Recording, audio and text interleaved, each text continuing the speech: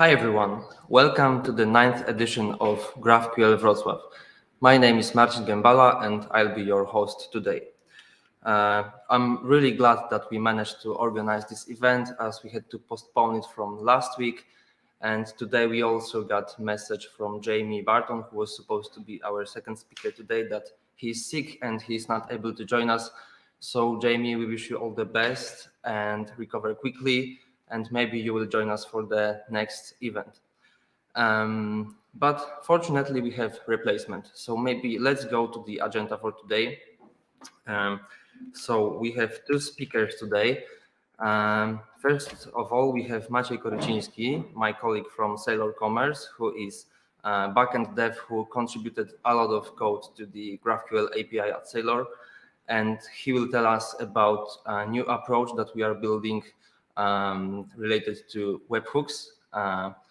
That's the first speaker. And for the second one, we will have Uri Goldstein, founder of the Guild, which is an organization that builds open source tools for the GraphQL ecosystem.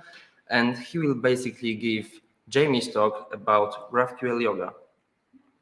So let's go to Maciek and start with our first talk. Hi, Maciek. How are you? Hi, everyone. I'm fine, thank you.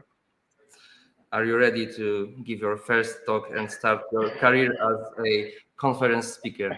I hope so. We'll see, I guess. Okay, Maciek, so please go ahead. Okay, thanks a lot. So, hi everyone. My name is Maciej Koryciński, and I would like to share with you the use case that we have in Saleor related to using GraphQL Subscription to define webhook payload. So, few words about me. I'm working at Saleor Commerce as a staff engineer. I am backend Python developer, and I'm working with Saleor since 2018. And let's start with a quick introduction with Saleor. So Saleor is an open source project. It is headless e-commerce platform that allows you to build your own store. We use GraphQL API built with Django and Graphene, and we mostly focus on possibility to customize and extend the store without modifying the Saleor code.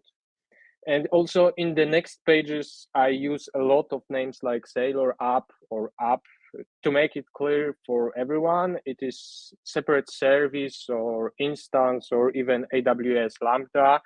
It has a possibility to communicate with Saleor over GraphQL API and also is able to receive webhook events. And it can be used to build an integration with external services. So webhooks in Saleor. So webhook is our basic tool to notify an app that given event happened for related object. We use it to customize different flow, like filter shipping methods that user can use during a checkout, or providing more possible shipping methods from external providers. We can even also build a payment flow based on webhooks. We can build an app that will provide us an integration with external services like managing stocks or sending a notification like emails or text messages. And current implementation of payload provides us a static payload that is built based on Django objects. We provide there a lot of data about the object and related objects, as we want to cover as many potential use cases as possible. We have two types of webhooks. Asynchronous, it is a notification that given event happen, like order has been placed or order is fully paid or product is out of stock. And synchronous webhooks, and it expects a response in given format after sending an event payload. We use this response to change the flow, like providing external shipping methods to customer in the checkout process. So why do we need a better solution? Currently we have separate logic for building a payload. It requires from us an additional maintenance and improving the performance. We need to be ready to handle a huge number of events and big traffic load for days like, for example, Black Friday. We still add a new fields to static payload as we want to cover more potential cases, usage cases. Even if an app needs only the ID of object, we still send a huge amount of data. And unfortunately, even this data that we send, we are not able to cover all cases. And in that case, app needs to call API directly after receiving the webhook and fetch missing data. So at the end, we have huge payload that we build and an additional API request called by app to fetch missing data. And GraphQL subscription as a solution. So what we want to achieve is a possibility to build a payload in the shape requested by app. To do that, we use a GraphQL subscription. We have a shared GraphQL types between GraphQL API and webhook payload. Now, app can have the same handler implementation to process an object received from the API and from the webhook payload. Using GraphQL engine allows us to drop a huge part of logic related to building a static payload. All subscription type are defined in GraphQL scheme, so we can easily track any changes and provide better documentation. Also, we use GraphQL deprecation directives that allows us to handle deprecated fields in the same way as we do in GraphQL API. So on the right side, you see an example of the subscription. We have the subscription for events order created and product updated. And for order created, we want to receive data like order ID and order lines IDs. For product updated, we have similar case. We want to receive product ID and all product variants ID related to this product. So as you see, we are able to use single subscription to define more than one events. And if you use any GraphQL client, you have also full typing here in the same way as you have typing for building the query or building mutation. So how does it work for a user? So user build subscription declaration in GraphQL client, convert it to the string and pass it as a mutation input. So on the right side, you see subscription for the order created event. We want to fetch only the order ID. So we take this subscription, convert it to the string and pass it as an input query field. And how does it work under the hood? So we have event handler here, and it is the same event handler that we use with old approach. When webhook has defined a subscription query, we pass it to GraphQL engine with object related to this event. And as a response, we get a payload in the shape requested by given app. So this is the copy of page that I showed previously with all issues that we have with current approach. So let's take each of these problems and compare it with the new flow. Custom engine to build webhook payload. So previously we had separate logic that was able to build webhook payload. And this part was also requiring some maintenance from our side. And we also have a separate logic that uses GraphQL engine to handle API requests. And currently we use GraphQL engine that use provided subscription to define a payload requested by app. The next one, huge payload structure. So let's use order fully paid event as an example with order that contains two products. So the size of the event that we send is around 4.1 kilobytes, and it contains 170 lines of formatted JSON. And also it contains around over 140 JSON keys. And here I didn't have any example, as I would have to add at least 3 pages with this payload built by old engine. And for the current way, the payload is defined by app. So we have payload only with important fields requested by app. Additional maintenance for webhook engine. So it's simple. We are able to drop the old logic related to building a static payload, so there is no more need to maintain it. The next one, big usage of network bandwidth and DB queries. So previously we had huge payload that contained a lot of data for objects, or for object and related objects. So for example, when we were receiving payload with order object, we also received data about objects attached to order, like lines, payments, fulfillments, and sometimes it costs us an additional DB queries. Currently, we use GraphQL engine that is much more optimized to handle such cases. For the most cases, I believe for the most cases, we send less data as app is able to define a shape of the payload that is important to process a given action. So, for example, if we have app that needs only an order ID, the subscription defined by app will contain only object ID field. Additional API queries to fetch missing data. So previously, there was a case that after receiving a webhook payload, app still didn't have all the required data. So after receiving a webhook, it had to call Saleor API to fetch missing data. And it wasn't the best way, as at the end, we built payload and we also have to process an additional request.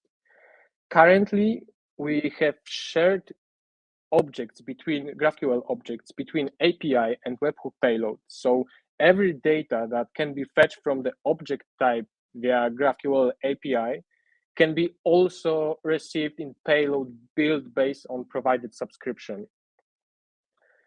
So here we have an example of subscription for the order fully paid on the left side. You see that I requested the fields for the order like order ID and order total gross amount. On the right side, you see the sample response that we will receive. So we received all data that we wanted to have. And our next steps. So this feature is still MVP for us. We still have a lot of events to transfer for our new approach.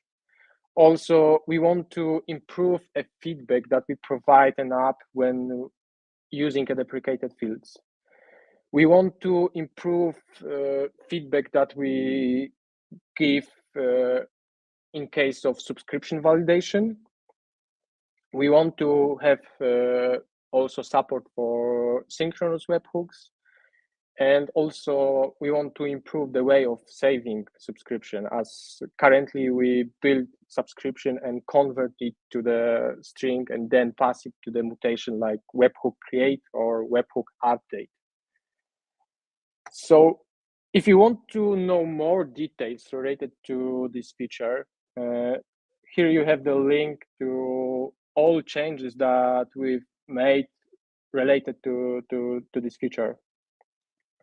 And also I have a quick demo. Hope that you will see this. So here is the GraphQL client, and we built subscription for the event order fully paid. And we want to fetch data like ID or order ID and some data related for the lines like product name and variant name. And also we will get the details about total gross amount. So we have our subscription. We take this subscription, convert it to the string, and pass it as a query in the input for the mutation webhook create. Then just hit to backend. And here we have the order view. We will mark is as a paid, so it will be fully paid. And here we have the sample response that we receive from the backend, the payload that we received. So as you see, we have the order ID, the field that we requested. The same thing is for the lines. We have the data like product name, variant name. We have also the total gross amount, the same as because we request, of course, about these fields. And also you can see that we have the field like meta. Meta field is directly dedicated, contains the details related to the request. And I think that's all. So thanks a lot. I hope that you like it. Maciej, I think it was really great. I think you should become a conference speaker after giving this talk. It's really like your future. So I don't believe you. I'm serious. Trust me. Let's see if we have any questions on the chat. Maciej is the best. Thank you, Patrick. Thank you, Patrice. So that was the concept prepared by Patrice, by the way. So maybe, so I'm actually pretty familiar with this entire concept, and I'm really happy that we are going to drop this entire custom logic that we have to maintain those payloads, because it's a lot of code that's not really nice, and it costs us a lot of database queries. So I'm really happy that we are going to reuse data loaders over there. So maybe one question. How are we going to handle this deprecation exactly? Because you said we are going to use deprecation from GraphQL.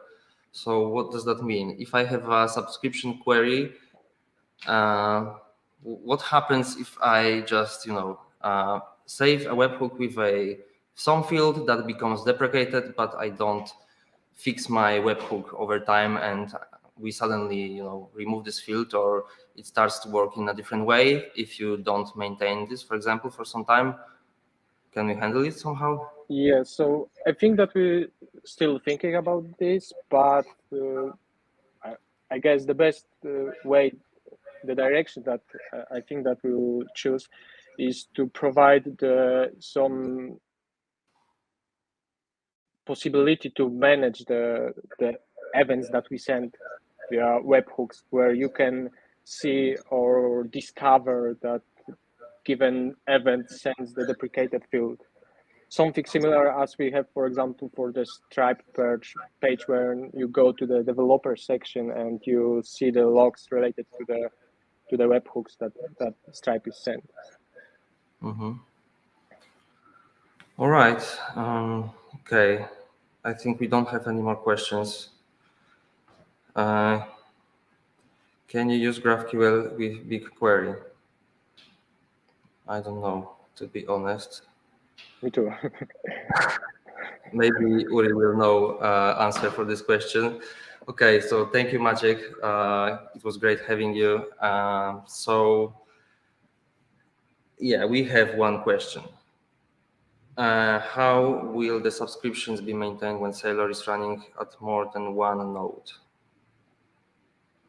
So not sure if I fully understand it, but we store the provided subscription in database. So no matter how many nodes or cluster you have, we will just fetch this subscription from database and use it for any events that occurred.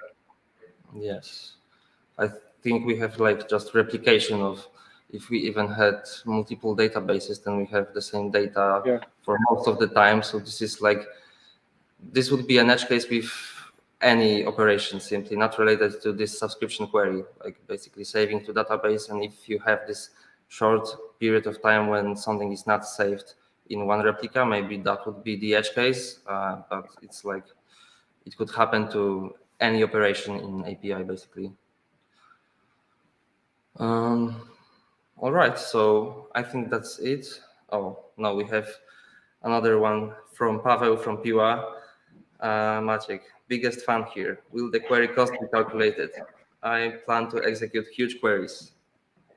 Hi, Pavel. So I think that we didn't think about this yet. We just added it to GraphQL API, I guess. But I think that we could also consider it. Yes, like we do have query cost in API in Playground. I'm not sure if you would be able to query that in subscription, but you should remember that this is still an early version. It's like MVP, so maybe we could actually do that. I'm not sure. You should be happy that it works. Yeah, it does. Actually, it will be released very soon. If everything goes well, tomorrow we will release like the release candidate for Saleor 3.2, which will include this feature as a preview. So it's still like very early version. Not all webhooks are supported yet, but you will be able to try it out like since tomorrow. And it's actually already on main branch. Okay, thank you, Maciej. It was great talk, great having you.